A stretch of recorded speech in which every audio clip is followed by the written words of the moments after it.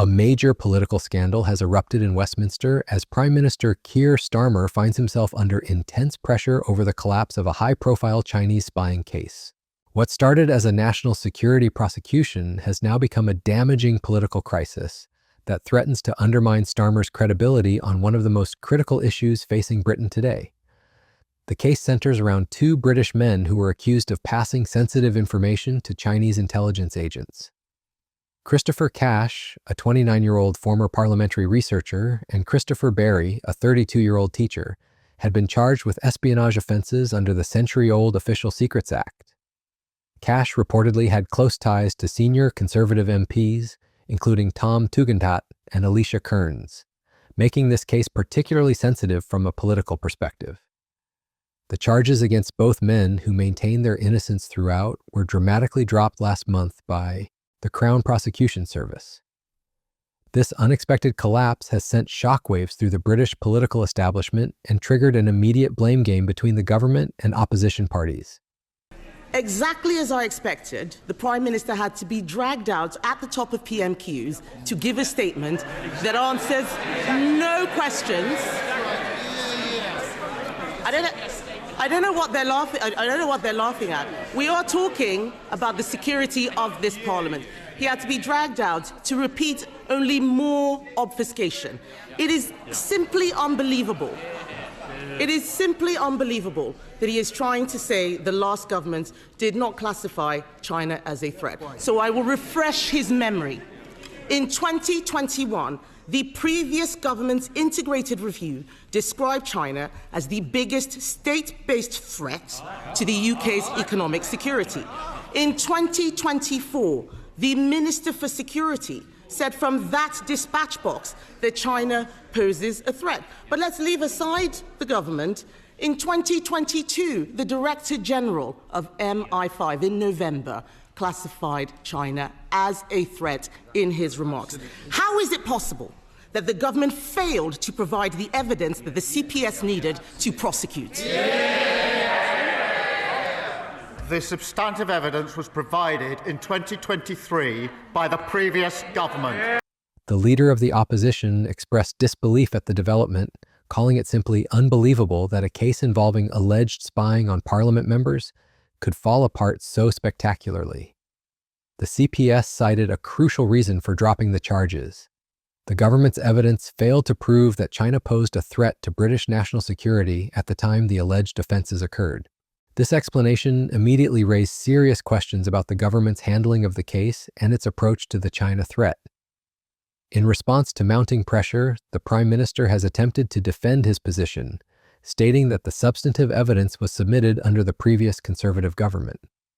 During heated exchanges in Parliament, Starmer denies any improper handling of the case, calling the opposition's allegations baseless and describing them as a red herring. What on earth is the point of us having a lawyer rather than a leader as a Prime Minister if he can't even get the law right on a matter of national security? He keeps going to the CPS. The CPS have said that they are satisfied that they were right to charge in August 2024. The Sunday Times reported that Jonathan Powell, the Prime Minister's national security advisor, convened a secret meeting to discuss the security consequences of the China spy trial. Did the meeting happen, or is the Sunday Times making it up?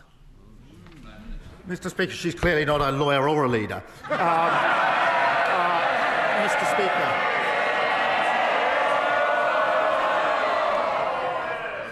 The problem for her is I do actually understand the law. I know what's got to be proven.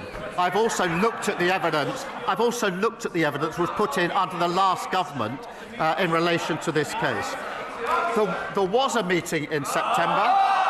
That did not involve the National Security Advisor discussing the evidence in any way, nor, Mr. Speaker, one further piece of evidence. The final statement in this case was submitted in August 2025. There was no further submission of evidence, one way or the other, after any discussion in September. This is a red herring, a completely scurrilous allegation made by the Leader of the Opposition. He confirmed that a September meeting occurred, but insisted it didn't involve the National Security Advisor discussing evidence. The political fallout has been swift and brutal. Opposition parties, led by Conservative leader Kemi Badenoch, have launched scathing attacks on Starmer's government.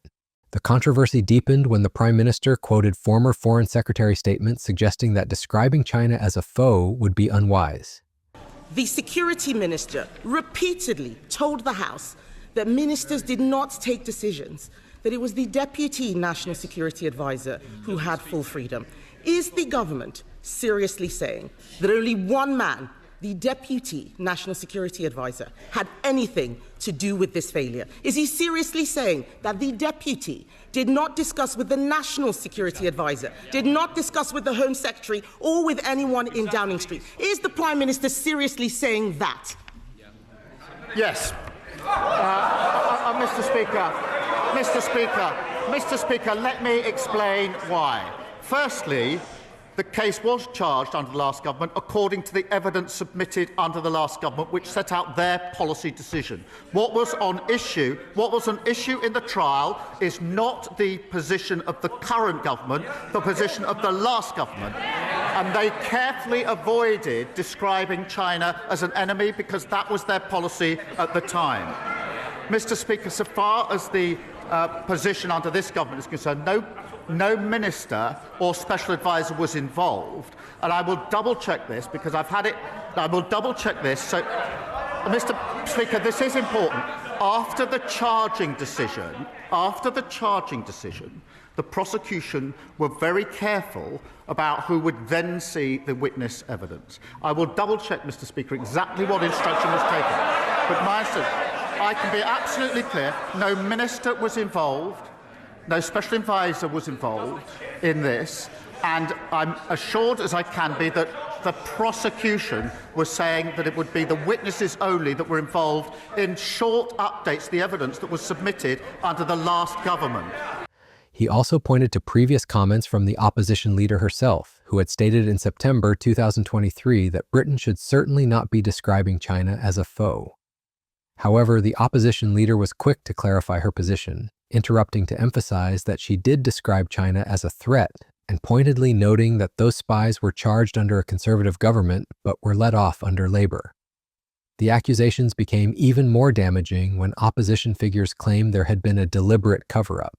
They alleged that the government had intentionally withheld or weakened evidence to avoid damaging Britain's economic relationship with China. These claims struck at the heart of Starmer's reputation as a former director of public prosecutions, who had built his career on legal integrity and transparency. Under mounting pressure from all sides, Starmer made the dramatic decision to publish the key witness statements that had been submitted to prosecutors.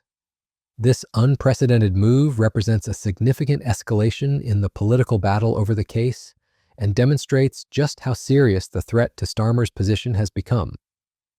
The evidence at the center of this controversy consists of 3 witness statements prepared by Matthew Collins, Britain's Deputy National Security Advisor. These statements were supposed to provide prosecutors with the evidence they needed to demonstrate that China represented a clear threat to British national security. However, the published statements reveal a complex and potentially contradictory picture.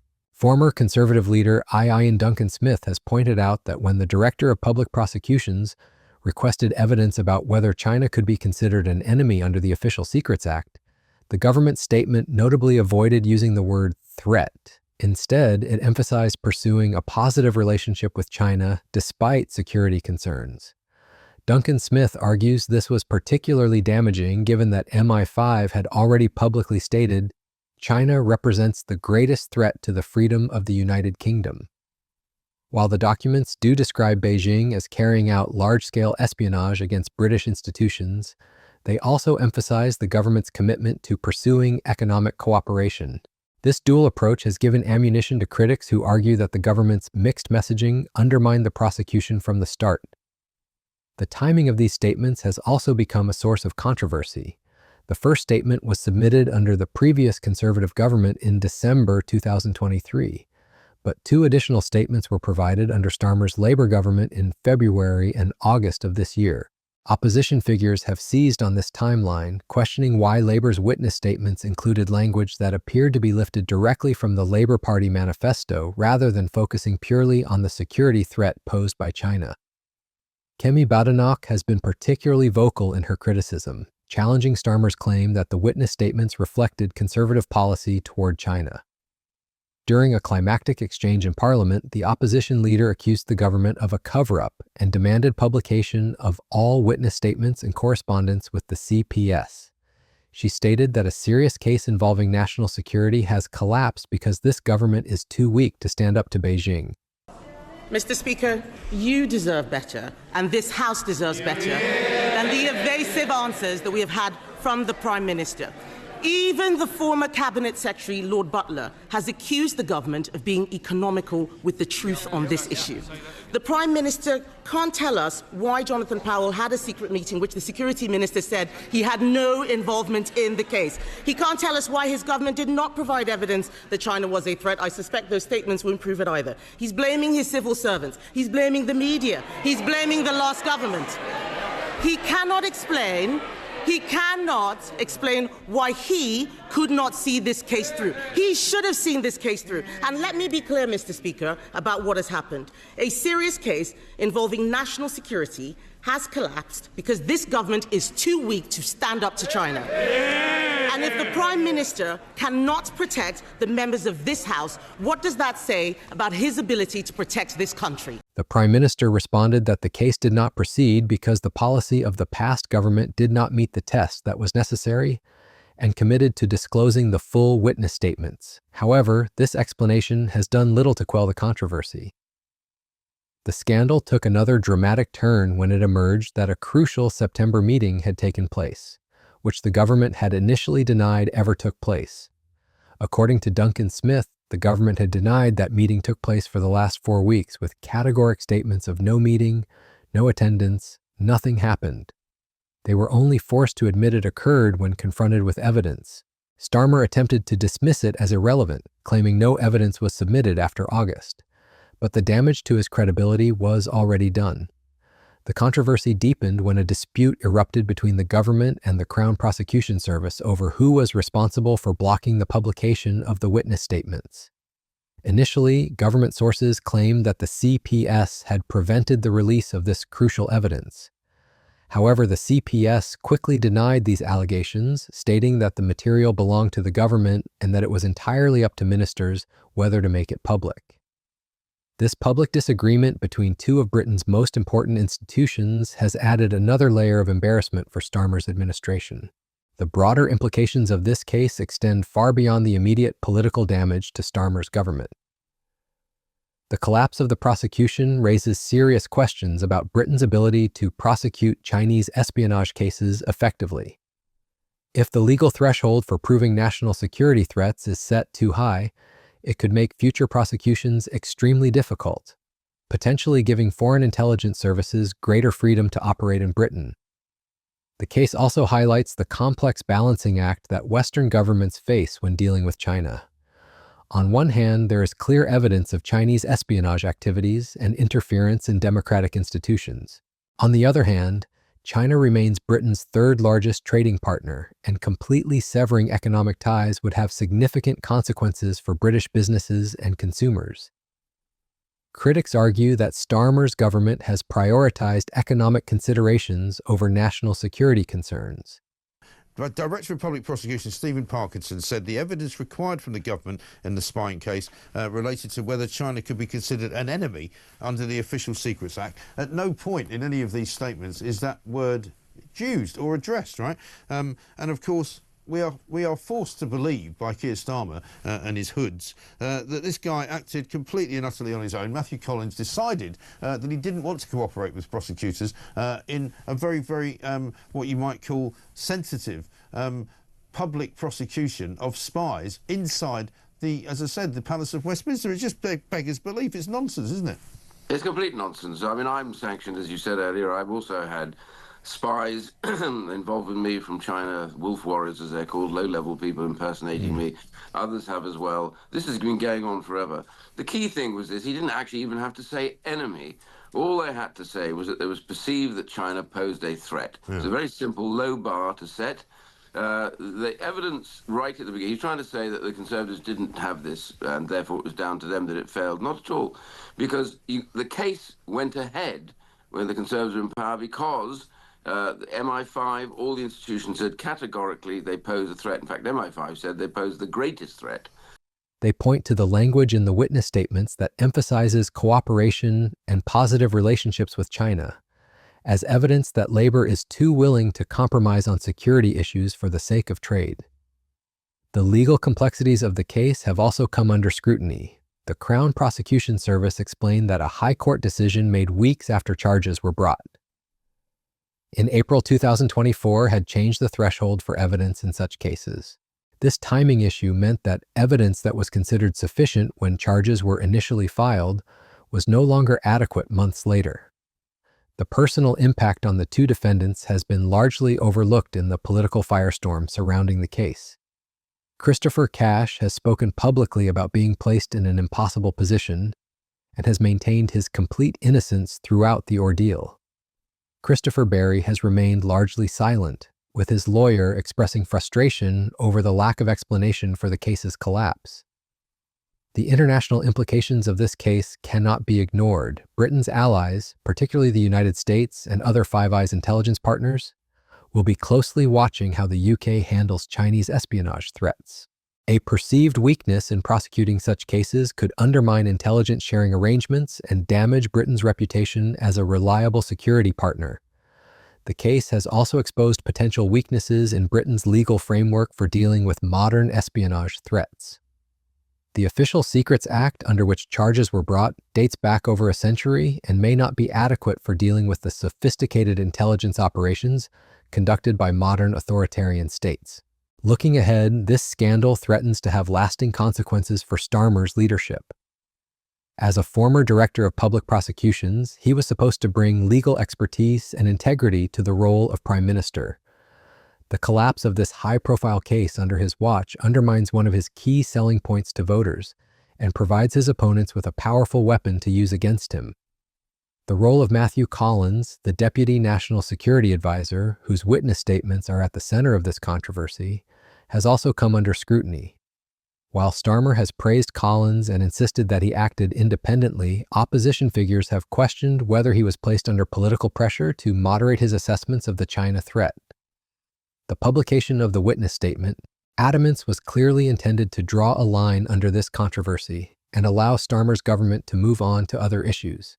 However, the revelations contained in these documents may actually intensify the political pressure rather than reduce it. The broader question of how Western democracies should respond to authoritarian threats remains unresolved. The balance between maintaining economic relationships and protecting national security is becoming increasingly difficult to achieve as geopolitical tensions continue to rise. The collapse of this prosecution also raises questions about the effectiveness of current counterintelligence efforts. If the government cannot successfully prosecute clear cases of espionage, it may encourage foreign intelligence services to become even more aggressive in their operations against British targets. The political damage to Starmer personally may prove to be the most significant consequence of this affair. His reputation for competence and integrity, built over years as a senior lawyer and opposition leader, has been seriously undermined by the handling of this case. The China spy case has become a defining moment for Starmer's government, testing their ability to handle complex national security challenges while maintaining political credibility. The outcome of this crisis will likely influence how they approach similar challenges in the future and may determine whether they can maintain public confidence in their ability to protect British interests.